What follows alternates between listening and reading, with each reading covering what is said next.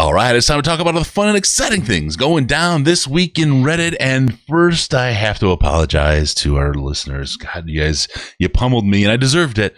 I got so beat up at work last week. I had no free time at all. I had some major stuff going on, and it was crazy town. Case was ready to go. I wasn't. I was so sick.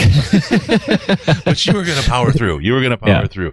And then the next day, Riz, when Case was back at work sick, Riz was going to do it, and I couldn't do it then either. It's all on me. I apologize. It's the first time that I've absolutely failed you guys like this, and it's all my fault. So I accept responsibility. Send murderous threats to Case's house, and he'll let me know about them. So it'll be fun. All right, we're back in it. We're back in the groove. No worries about all that. Let's talk about the Vikings game.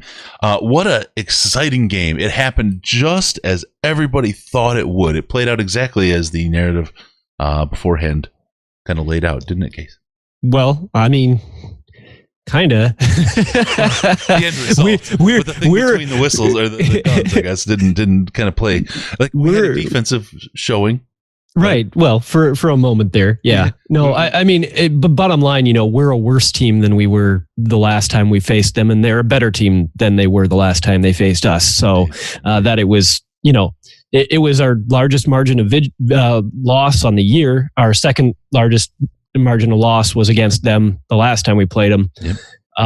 I don't, that we first game we kept didn't have a lead. Right. That we were only 1 point off from that. I think. Am I getting that right? Yeah, because it was 13 points. The last one was 12 points. Yep. That we were only 1 point off from that is at least, I don't know. It's something maybe. You're looking for something and grasping at something to take away. Yeah, no, I mean, you're not wrong. There was definitely a defensive life showing, especially early in the game. Then one thing that I've seen that pretty consistently with this defense this year and that I very much don't know that I can fully explain because I expected the opposite was that I would have expected earlier in games and earlier in halves for them to be giving up a lot more yards than they have. Whereas it's been at the end of halves and end of games where they've gone into full-blown collapse. And that wasn't what I was expecting this year. And I don't know exactly how to explain it. If you have theories about it, please feel free to share them. We'll parse through some things. And I'm sure when I do deep digs during the off season, I'll come up with some reasons as to why I think, that's don't say digs. A lot of people, that's very triggering for a lot of people still. Touchy subject. Yeah, sorry. Ooh, and I'm not saying it's just a touchy subject for a lot of people. Yeah, no, you're right. It's interesting. I think there's been some interesting things raised. There was an article that I didn't get to dive into and a lot of chat about people saying that every single defense in the NFL is easier to learn than the Patriots and now the Lions defense, right? So, do we not have the smart guys? I don't want to say that. I don't want to, because they have to have some level of intelligence to make it to the NFL. There's no question about that. It's difficult to learn. I think we've had some injuries. I think we have a lot of other things going on there as well that are beyond this. I don't think it's a bad scheme myself. I don't think because it's hard, it's bad. I think that helps you in a number of ways, helps you win games. I haven't looked yet, but this is worth some research when you go into your something besides Diggs time. Look at how when Belichick took over and into Patricia's tenure with the Viking or the New England defense, how they did over the years, because it feels like, and again, this is a feels, not from memory, no data here, but it feels like they got to be a real strong defense more over time. And I would bet that they won more of their games earlier on through offense as they cycled through players, nice players that they loved, players maybe they didn't like, whatever, to get to the right mix of people to run that show. So I wonder if this is really a time thing to make this work. Well, and I don't know, I think early on in the Brady Belichick era, they did rely more heavily on defense, and then as time went on, they put their resources a little bit further towards.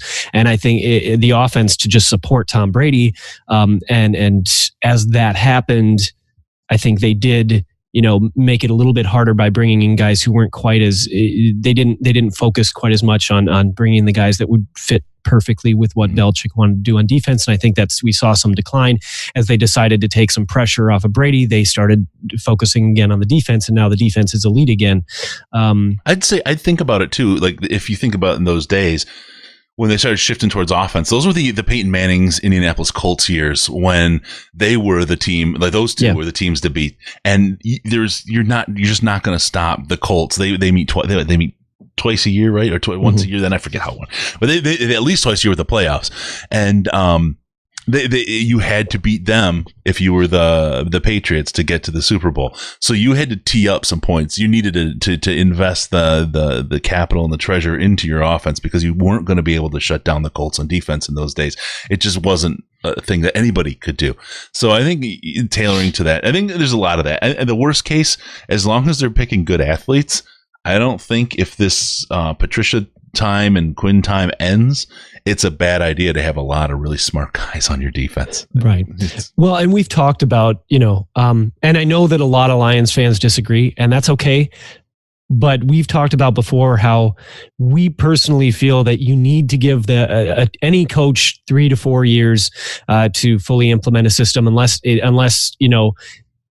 it's absolutely clear that they have no idea what they're doing. And I know that some Lions fans will feel that way, but I think that there's a lot of mitigating circumstances that have led to this. But if you're bringing in what is clearly, a complicated scheme, it's going to take some time to get it to where you want to get it. And, injuries and things like that exacerbate that situation.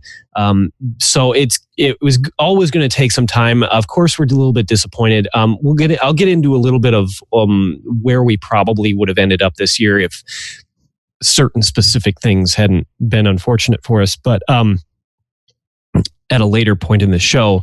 But ultimately, I mean, if you are trying to completely turn a 180 on a unit and make them do something they've never done, you're going to have to, it's going to take time. Yep. And 2 years, unfortunately, wasn't enough. We all hoped that the second year would be enough, but I think in the first year, there was a lot of unrealistic expectations. We were part of it. I agree with that. Well, right? And I think that really crashed people to the ground. And then this year came in, and there's a number of reasons that things have landed the way they have. I would say that, you talked about it last time we talked, that luck is an important part of it, right? Of all of this. We've led every game. And other than the times we've played Minnesota, we've been in every game till the very, very end. This record could be completely different. And if the ball had bounced a different way a couple of times. We obviously know the Green Bay game happened. We know, that we were inches away on a couple other games early on in the season. I mean, and it's like all of a sudden we're talking about how they're heroes, Quinn and Patricia, right? And so those things may be out of the control, but there's things that they could control as well. You just have to say, if these were games that we were losing by 10, 15 points, I would absolutely be on that bus. No, I agree with that. I'd be up front, shifting gears, getting into high gear right away to toss this because it's not working. I just don't think that's the case. I think we have a team that's been very, very close, and obviously next year is an absolutely crucial year for these guys. Mm-hmm. But I also believe that the conversations that they had on building this team out, what it was going to take, just by, kind of looking at how Quinn handles it and how he communicates and how Patricia has been handling and communicating, they have a longer time. I bet they've been told they've got, 4 years to get this thing together. I do not doubt that that's the case at all. I think that both Quinn and Patricia will have 2 more years here, and be it good or bad. That's what I think the future holds for us as a team, unless next year they absolutely burn it down, and then all bets are off. Yeah. I agree. All right, so we talk about it. The Vikings game was the game. I think we're all kind of immune to it, or at least a little numb to it right now. Afterwards, let's talk a little bit about something we'd said numerous times, and we've iterated a couple times about it on the show here, or alluded to it. I'm sorry. If we lose Stafford, the season's over. The season's done, right? Everybody knew that before. And now Stafford's gone. Driscoll's gone. And we got Blau the plow running the show here, okay? We know the season's over. We know that's what it is. So what are we looking at, right? We've talked a little bit about, we're looking at live fire snaps in what's a different kind of version of the preseason. We'll talk a little bit, I think, in a bit about Marvin going on IR. I think that's something that kind of works into this as well. But one of the things that I want to see, and there's one guy in particular, I'm kind of personally invested in it. One of the guys in the Slack said it's only because I spent, 3/4 of the season learning how to say his name. But Amani Aroye, yeah, of course you did. Amani Aroye. Keep working, buddy. Keep working on it. Oh man, he's a guy that I really want to see. I want to see him get some snaps. This is the time where a first-year cornerback gets a hell of an opportunity. No one does well year one as a cornerback in the NFL, and there's obviously an exception here and there, right? But it's a 2-year to 3-year development period. Him able to get snaps at a time now when it really mathematically doesn't mean anything for the team is great, both for him, for his development, and for the Lions to evaluate what we have in that draft pick. I want to see him on the field all the time. I think that's what this is really all about right now, is evaluating guys that we otherwise wouldn't have seen and developing guys that otherwise wouldn't have an opportunity like this to develop. And I think it's really, really important. And I think this is actually a little bit of a jump start and a head start for us for next year. It also gives you an opportunity to build up draft capital on guys you may not want to keep. So you can do a lot of different things here with a season like this. So it's not as fun to watch. It's not as fun to root. From a team and an administrative perspective, there's a lot of work that you can do this time of year. Now, Case, you always said the one thing you don't want to happen. Well, hang on. Situation. Before we get into that real quick, I want to jump back to Matthew Stafford and get real quick, once again, some perspective on where this is. You said, we all said that without Stafford, the season's over. Well, if you look, we've lost 5 games. We've lost 6 games in a row, but we've lost all 5 games without Stafford. We all know that. If you want to look at, Chicago, Dallas, Washington, Chicago, those 4 games, and how close they all were, all within one possession, and how bad at times our offense was in those games. Even if both backups had moments where they looked good, they were clearly in over their heads. Yeah. That we couldn't have come away with 3 wins out of that and be sitting at 6-7-1 would it be right now? I don't remember. But anyway, we'd be 1 game out of a half game off of 800, which is not. And I promise I'm not trying to toot my own horn at this particular moment, but that would have been about a half game off of where I'd predicted the Lions were going to be this year anyway. Right. And we would still have would be playing Tampa, with Matthew Stafford and playing Green Bay, who are beatable. With Matthew Stafford and all these things that we very easily could have ended up over 500 by a half game if he hadn't gotten hurt. So I mean, it's easy to look at it in the way that, yes, we've lost 6 games in a row and that is so incredibly frustrating, but I mean that a lot of that I can't sit here and make any guarantees we would have won those games. Maybe we still lose 6 in a row, but I mean realistically, ask yourself, if you take the most important position in the field and remove it and go with a severe downgrade, where do you think personally we would realistically be record wise, and how would you feel about it if we ended the year at 8-7-1 as opposed to 3, if we don't win another game? Yeah. And Stafford going down, I mean, you hate to say it, but it does help. It helps you in a way. This season helps us in a number of ways. I would point to the San Francisco 49ers again as an example. Garoppolo went down. Their season just absolutely tanked, and they seem to be doing pretty good this year. They seem to have a pretty decent record and made a pretty good show of it. But anyway, okay, so let's go back to the other points, Kate, yes, because you had said that there is absolutely one thing that you don't want to happen in the case that we're in right now. Right. And of course, we're the Detroit Lions. So what happened? So what I said was, we want to treat the last few games of the season, once you're out of playoff contention, basically as the pre-season or along those lines is what I said. And the one thing that you don't want to have happen is a whole bunch of guys get hurt. Well, the only silver lining to that is, of course, that you get to now, pull up the dregs of your roster and just play those guys and see if there's anything worth keeping around. And so there isn't, I mean, I'm not saying there's no value whatsoever, but what you'd much rather be doing is continuing to help build on the complexity of the scheme, especially on defense, getting guys who have struggled more time to just experiment, more time to look at things from a little bit more of an analytic standpoint than a competitive standpoint. Mm-hmm. But that it makes it difficult when you're hemorrhaging talent on the field. So what? It's harder? A little bit.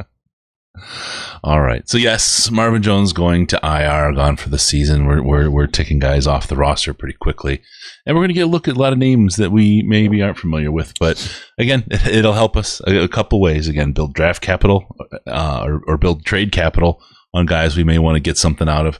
And I think draft picks, Darius Slay cough. I think it's a good time to have draft picks. We'll put it that way, because there's a number of areas, and we'll talk about the draft a little bit here coming up. But I have to talk about, there's a dearth of good teams in Detroit right now. Are you aware of that case? Like the Pistons aren't doing great. Yeah, I'm vaguely aware. I don't follow any of the other ones very closely, but I am somewhat aware of that. The Tigers are undefeated in December so far, so that's good. It's a tough time in Detroit, which is the only city to have all major sports. This is from like 1930. And I know Michigan had their heartbreaker. Yeah, and now they're going to wind up playing Alabama in a bowl game, so that should be a real interesting good deal. Anyway, all that, you still get your tickets. Maybe it's your sporting events. They're a lot cheaper than they used to be. That's a great time to go out. Maybe get the family out, see some stuff, have some fun, get a chance to get down by the sideboards and see players and stuff. Hockey's great if you get down by the glass. The guys will throw a puck over for you and stuff. They're really, really great. But you get your tickets. You can probably find them. Teams are not doing as well. You know what that means? It drives pricing down on those tickets.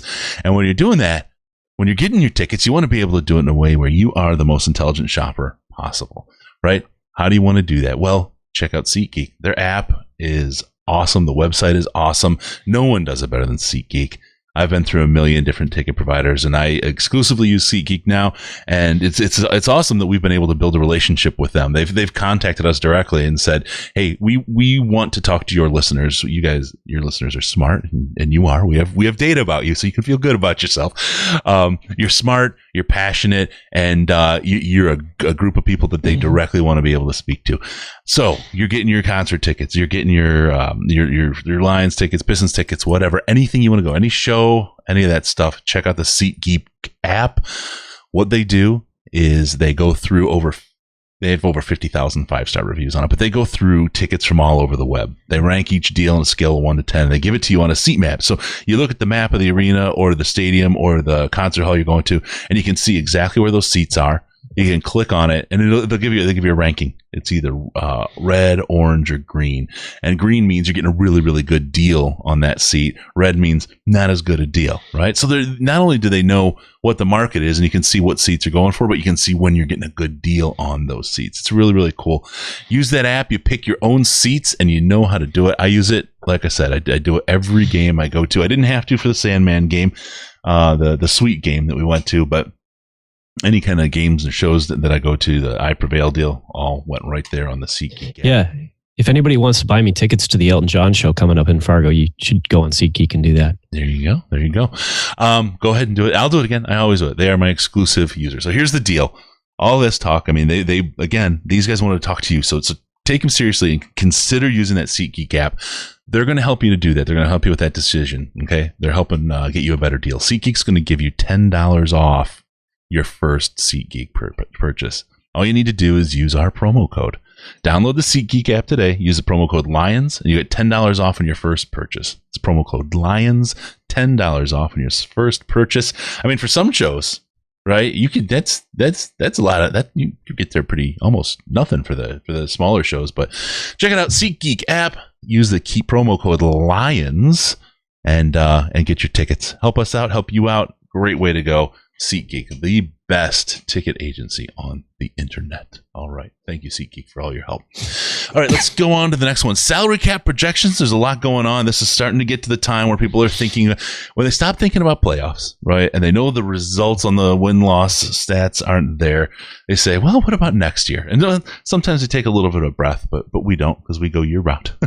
Let's take a look. Salary cap projections. People have been debating Bob Quinn's draft. They love to point to Tease Tabor. They like to point to, Tavai, they're not sure about still, but who's been pretty solid, I think, this year and is a rookie for sure.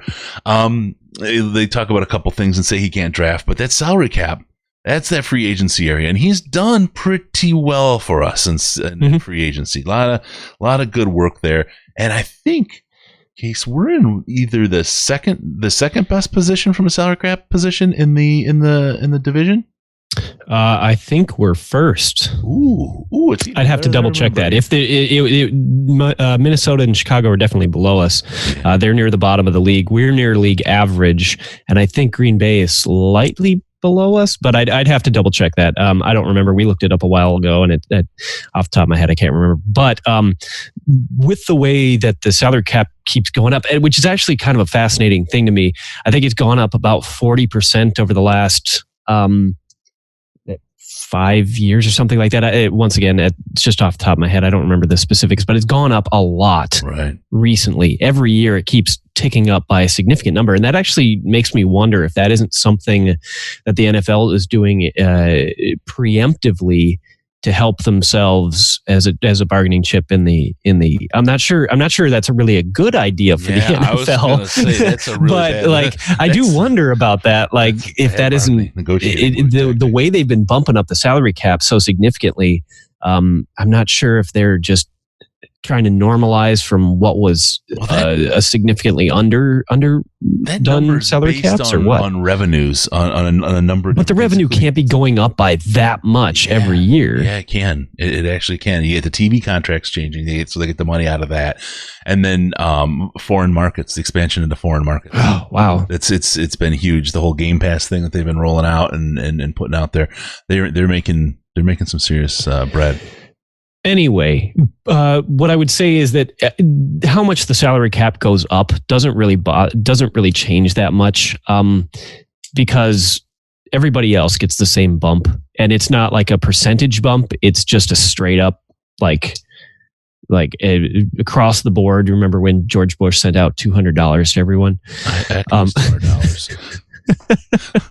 If George Bush sends you another $200, consider our Patreon. Right. But the point being, it was across the board. And it's the same thing with this. Now the teams that use that cap space more wisely are definitely going to see an advantage from that. And I generally think that Bob Quinn is at very least league average in that area. So I don't think we see a negative from that by any means. And let's remember where he took it over. He was eaten. Contract. Yeah. It was a train wreck, a smoking hole in the ground of what used to be a football team in a roster, just in terrible salary cap shape. So it's definitely, he's been having to climb out from a hole in that one. Yes. No, I agree. So, all right. So what are we talking about? How active do you see us in free agency? It's interesting when you look at this team, right? Because you don't build a team from free agency. You often overpay for the star players when you pick them up in free agency. Obviously, the best way is to draft super intelligently and get the best players, because then you get them on the rookie contract for low prices. But we have a couple of needs this year. And on one hand, I would say that if depending where you fall on the spectrum of where you think people kind of fit here, we have been close in a number of games, and we very easily could be, we could have 9 wins right now as a team. I'm not saying we would or but we could. There's a very understandable and viewable place where this could be a 9-win team right now. It depends how you look at all these things. So they may feel without injuries and with a couple of the right pieces, we could be into a good place. I often say that what I believe they're doing is building out the baseline of talent across this team, so that instead of having an immediate drop off if someone gets injured and just a few star players and a bunch of just above bum level players, you've got good solid players across on good contracts, and then the last lever you pull is to bring in the couple of superstars that push you over the top. So if that's your mindset, let's think about free agency. What are we looking at here, positionally, and maybe anybody that you can think of? Well, I'm going to play devil's advocate later, but as far as what we'd be looking for, if there is still a good chance that we could be trading Darius Slay because we don't want to pay him. We got him for another year, though. Yeah, well, we got him for another year if he doesn't sit out. And it's a contract year. And he had a down year this year. He may want to play to up his value. That is a hard call to make, and I don't know which end of the spectrum he's going to fall on. He had a hard year the year before and still decided to threaten to sit out. So, that's a good point. It's tough. And even at that, he could still, if they could get good value for him at trade, they could probably get somebody who is going to be cheaper in the long run, who is still a serviceable number one cornerback, probably nowhere near his ceiling. Right. But considering that he's had less than perfect 2 years behind him now, and I don't want to overstate that. I actually think, when he got healthy this year, he's been good. I've seen him make a lot of good plays. Mm-hmm. He hasn't been bad. He just hasn't been the elite player consistently over the last 2 years that we'd seen before. But and I don't remember off the top of my head. We'll get into who exactly I think the free agents will target are. But theoretically, they could go after a top cornerback in the free agent market. They'd have to. Right. There's no hope of cornerback if we get rid of Slay without something. Right. And now I'll get into the draft a little bit too, but there's possibility there for a first round pick, which could completely change. We all know how much draft stuff changes from That's today to the actual draft. But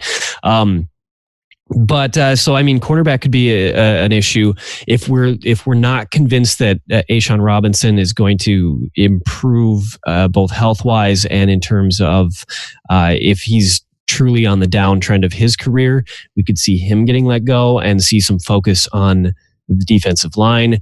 We're always in the market to improve at linebacker. If we were ready to move on from, say, Rick Wagner, I think the rest of our offensive line is set. But if we were ready to move on from Rick Wagner, we could look at free agency for that. Hopefully we wouldn't give out another right tackle contract that was quite as monstrous as what we gave to Rick Wagner. If I'm criticizing one move that Bob Quinn made, it was probably that one.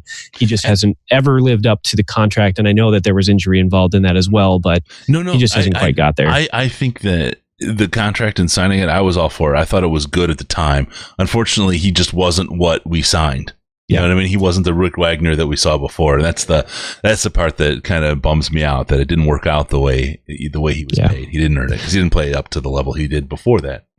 And then wide receiver. And I suppose this is where I'm already playing devil's advocate without coming right out and saying it. I do think that there is potential, especially with all the injuries we've seen this year and the potential for long-term effects of those injuries, that we may need to go back one more year to that build with a lot of good talent instead of going after a few main talent. Because wide receiver is sitting at a position now where, and I will talk about Marvin Jones in a little bit here too.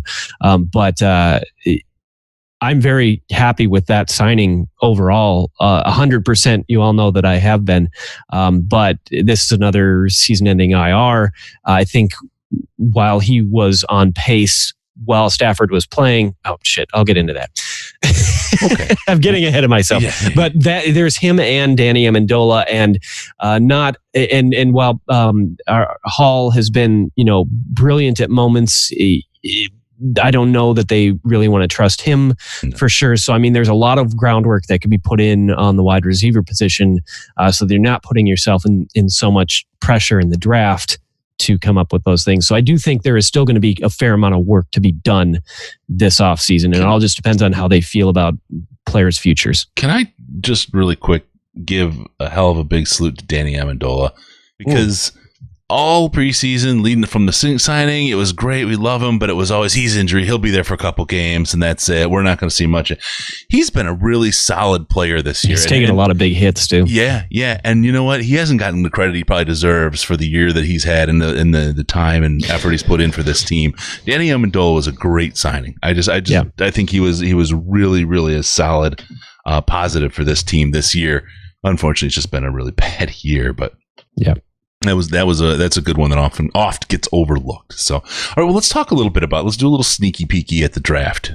And we got Riz ramping up, of course, with your news on the draft. We'll pull him in. And he's got kids sports at this time of year, so he has a hard time. He's managing it for 2 sites and so on. So we get bits and butts of him in this time of the year. But kids sports are almost over. We almost got our Riz back, and just in time for the draft season to really get kicked off. We'll do Shrine game work. We'll have our fireside chat again this year. Senior Bowl, it's depending on a couple things that are going. I've got all the stuff in for credentials. If it's not me there, we will definitely have somebody. And then I'm also finagling for going to the Combine this year. We have a couple things planned for the Combine, which will be, I think, will blow some people's minds, like we sometimes tend to do. So we'll do that. We'll get that together, and we'll have more out about all that coming up. But let's take just a real quick sneak peek here, the draft case, and get your thoughts on what this is going to look like for us. This first round thinking, you alluded to it a little bit at the possibility of a cornerback in third round. We're sitting at number 5 draft pick right now. It doesn't look like we got a whole lot of wins in the future this season. Right? Thankfully, not a whole lot of games either. But what are you thinking? What's your thinking? I mean, the best thing that could happen to us is for us to manage to get into the number 2 pick. Oh, God, yeah. Because if that happened, we'd be drafting Chase Young. Mm-hmm. And there isn't really, I don't think there's any doubt about it. No matter how much people rag on Bob Quinn for getting too fancy sometimes with his draft picks, I just don't think there's any way around that. Chase Young, edge player, Ohio State. He's the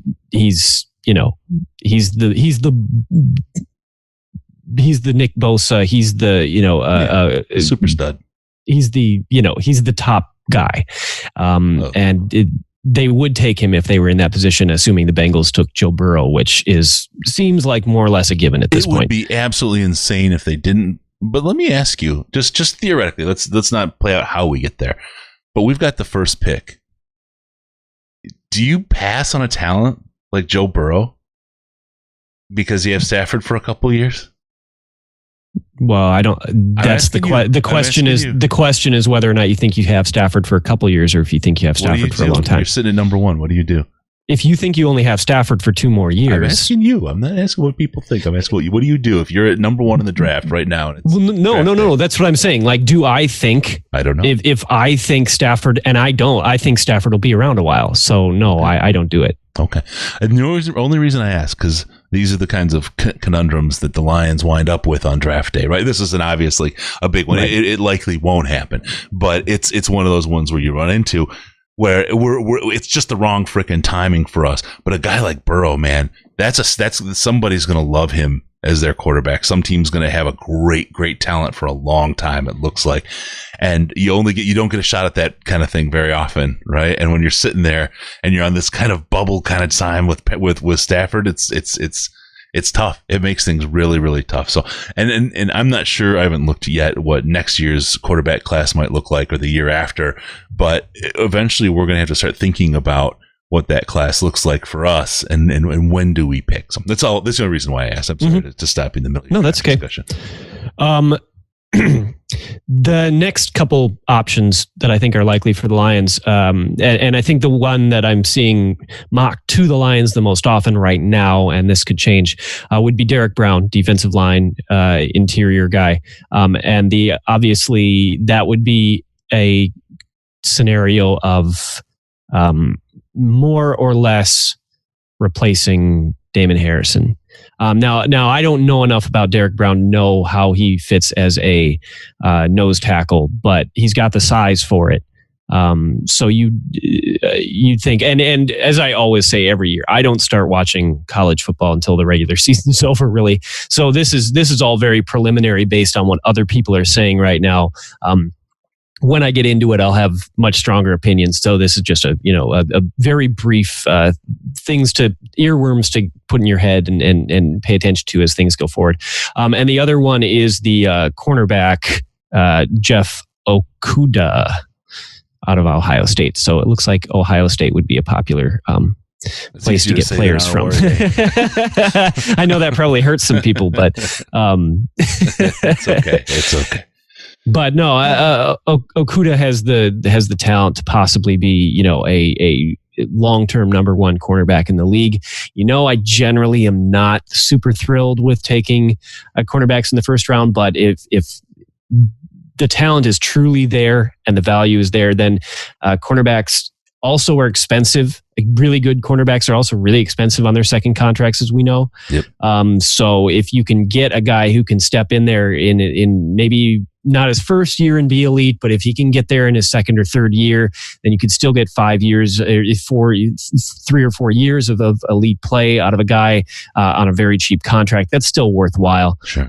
So I could see the value in that. There's also a few offensive linemen who could all potentially play right tackle for us if they decided to move on from Rick Wagner.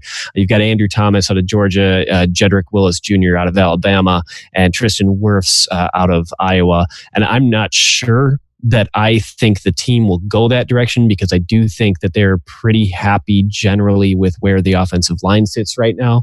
But it's certainly within the realm of possibility that if they, especially if something were to happen, they would change their mind on the future of Taylor Decker, then that is a possibility. But there you go. All right.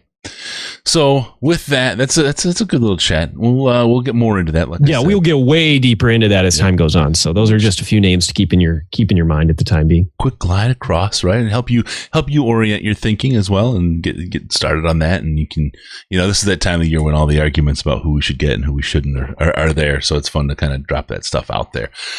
Really quick, Case, it's that time of season. I've been working on a holiday tune. It's kind of a rip off of another one. You want to hear it real quick? Do it. It's the holiday season and my balls need squeezing. That's all I got so far. But I think it's pretty good. I think it's got legs. Potential. All right. Well, it is the holiday season. You'll hear it like it'll be as ubiquitous as "All I Want for Christmas Is You" by Mariah Carey. You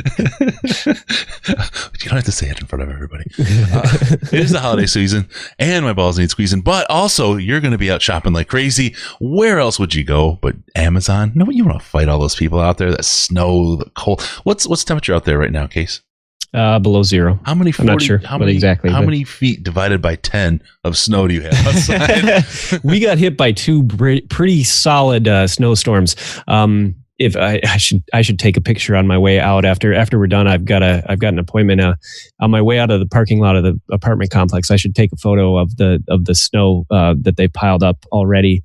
Not even halfway through December. Yeah, so and I'll put that on Twitter. Have you put it on Twitter or something? Yeah. So with all that going on, no one wants to go out in the cold. No one wants to go out in the snow. And you got to get that stupid gift for your boss or some coworker, the dumb white elephant thing.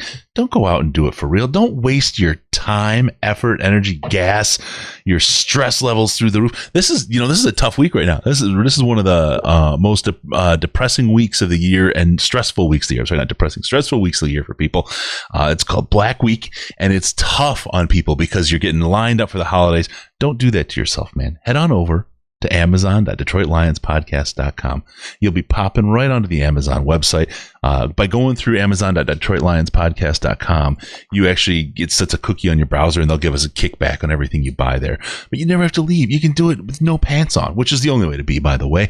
Nice mug of hot coffee and just rolling through Amazon, looking and buying for all your friends and family. You can ship it. You can have it gift wrapped. Think about all the time, energy, stress, hassle you're saving without having to leave the comfort of your own home. Amazon.detroitlionspodcast.com. Use that, please, when you do your shopping this year. And help us by doing that, because it helps us do great things with the show and helps pay for all server and bandwidth and all that kind of stuff. And we count on that from you guys. So thank you all for doing that. Amazon.detroitlionspodcast.com. All right, let's talk about Taylor Decker. This guy has been through the gamut of fan reactions this year. A couple of ill-timed holding calls, and immediately people were screaming how he sucked and how terrible he was. But he was rated the highest offensive player from Week 14. Case, how did a guy who sucks so bad get so good and nobody noticed? I mean, this isn't the first time that I feel like he's had a good game. I mean, he has good games.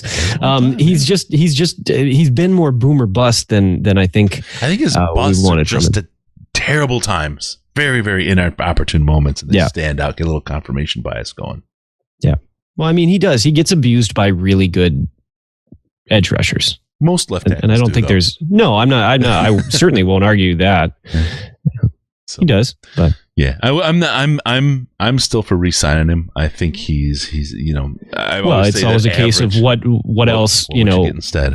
What can you do better? Right. I mean, who's better out there, and what's your replacement plan for him? If addition by subtraction is a real thing, but what are you going to get to make yourself better in place of Taylor Decker, right? Or all you're doing is creating a hole by getting rid of him or not signing him, and it's another position you got to find somebody for. At some point, you got to say something like Taylor's right, and you just got to make sure you get him for the right money.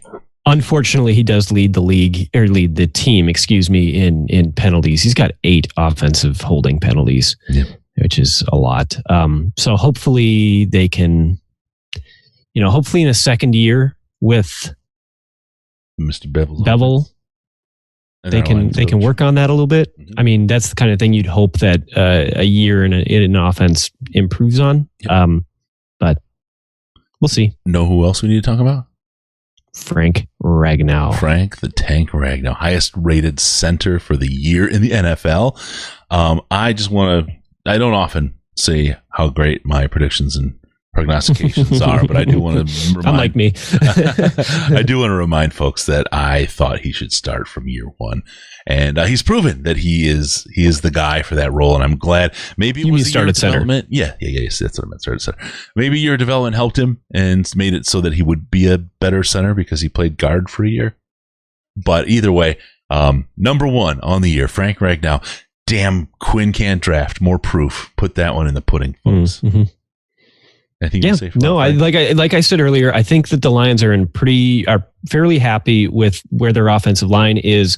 I don't expect a major overhaul there. If there's one, new starter, that won't be a huge shock, but I don't think it's likely that we're going to see that be the main focus this year, which is nice. It's nice. We've had to focus so much energy on the offensive line for so long now that if they are able to just do a little bit here and there to improve it, as opposed to having to spend massive contracts on it, that would be really nice. Yeah, gotta get Graham Glasgow signed. Gotta get that done. That's the one I really want us to keep. Oh, really quick. I don't know if you were able to catch the post game show yet. Did you hear that Levi called? No, I didn't. That's great. He's back. He's still around. Love it. That's good. I was so happy, so excited. All right, let's talk about a little bit of fantasy football quick. Fantasy playoffs are starting in the DLP leagues right now. And get ready because it's going to be a good time. Case, I got to tell you, in the Champions League, the massive champion that I am, the winner of winners, my Mahomes injury cost me a shot in the playoffs this year. I am just a mess. I'll tell you on the other side, though. Remember when my boy ran your team last year? Yeah. And didn't do so well? Yeah. He is first in his league by a very solid margin right now. Very nice. Playoffs. He lets me know about it every day. I told him, well, maybe he can just win a T-shirt. I already got a T-shirt, Dad. No, so he's doing well. But my team, I'm out. I'm looking from the outside. It's a sad, frustrating day. But it is what it is. And then I know I had mentioned to you that in the Pick'em leagues, I was within 2 points. I had crept back. I was really hot. I'm down by like 8 or 9 points now. I had 2 really, really bad weeks, and I didn't change anything. I stuck to my evidently failing methodology. But I was right there. I tasted it for a minute, and now I'm back in the swamp. How about you? How you doing this year? Despite the fact that I've lost 3 weeks in a row, I am the number 1 seed in my fantasy league. That has come off some down performances by Russell Wilson, Mike Evans down performances, who is now out. Marvin Jones is now out. Golden Tate is now questionable this week. My players are dropping like flies. So I need a return to form from Russ this week, and for Christian McCaffrey to hold it up for me. I'm glad I have Austin Hooper back. That was a big part of some of those losses. I was not having Austin Hooper, but because for a while I had the number 1 the quarterback, wide receiver, running back, and tight end. Jeez. And there's just that's how I went on a 10-game win streak. So like people hate you, don't they? All good things come to an end. But yeah, no, I'll be playing the 4th seed this week. So all right. Hopefully I can sneak one out. There you go. All right. Let's talk about something that came up in the subreddit. And when I saw the title is very, This person named Calvin Galladay, by the way, in the subreddit should be writing clickbait headlines for the blog sites around, because this one he caught me with it. He said, "The Lions haven't truly replaced Calvin Johnson since he retired." And I'm like, no shit. He's one of the greatest of all times. How are you gonna replace one of the? And then he went in to say people who say that are idiots. And he had me. Good job, Calvin Galladay. I appreciate it. Can we drop the idea that we need to, or we're going to replace Calvin Johnson? How many years in a row? How many years in a row do you guys want to draft a wide receiver in the first, the first round, and and hope for another Calvin Johnson? Because that's the answer to that question. It's not just that we haven't replaced him, so that's Bob Quinn's fault. We've had a series of bad GMs and coaches who haven't been able to replace Barry Sanders yet. Either. It's really organization. What an absolute failure. So yeah, Calvin Galladay, thank you very much. I appreciate you. I don't often actually get worked up when I see something, right? But that one, for some reason, caught me. It hooked me, and I was like, I'm going in. And then I was like, oh, you got me. Okay, good stuff there. All right. Really quick, just don't want to miss out on Fanatics. If you're getting Lions gear, you did your other shopping at Amazon. It's the same thing with Fanatics. Fanatics.DetroitLionsPodcast.com. Fanatics.DetroitLionsPodcast.com. Get your Lions gear there. They give us a kickback. It doesn't cost you any more. Just like Amazon doesn't cost you any more either. But doing that helps us out, and it keeps those rich guys from getting richer, and helps some of us low quality, poor creators create more stuff for you. So Fanatics.DetroitLionsPodcast.com and Amazon.DetroitLionsPodcast.com. Don't forget, please. All right, let's quickly do a look ahead to the Buccaneers. There is one thing I'm going to guarantee. I'm going to do the old point to the outfield. We shall get an interception this game. I am putting it down there. Boom, done. Okay. Chances are probably better in this game than they have any other, just because Jameis Winston is an interception machine. Don't give away my methodology here. Don't give away my secrets. But I'd say there's a good chance. This is probably the one game left in the season that we have the best chance of winning. I may have said the Broncos earlier, but boy, they came alive last week, and I don't know what's going on over there. But these Buccaneers have been the same Buccaneers all year. They haven't surprised anybody. There's nothing big going on, and your top shelf fantasy wide receiver's gone. Yeah, that is true. That does hurt them significantly.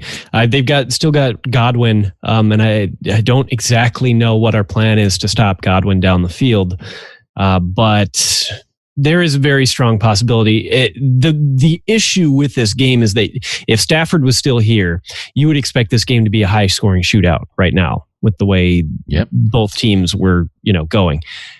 Without Stafford here, this could be a pick fest, on both sides of the ball. So I'm not super high on the Bucs defense. No. And that's why it's one of those games we talked about was going to be a shootout like the Oakland game, right? We thought it would be just a massive shootout, and it was a high-scoring game.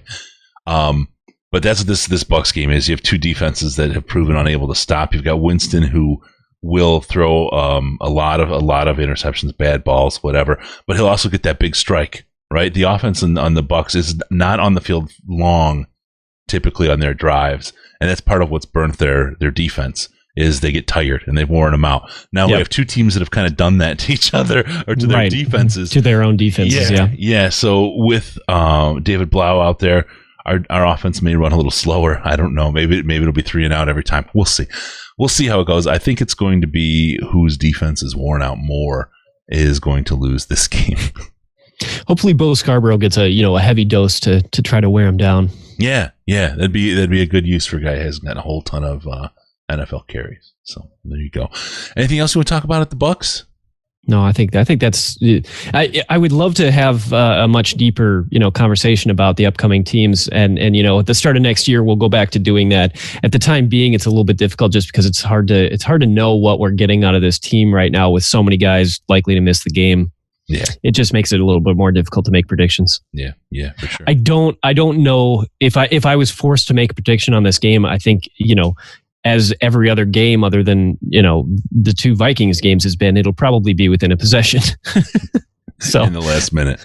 Yeah, it could be.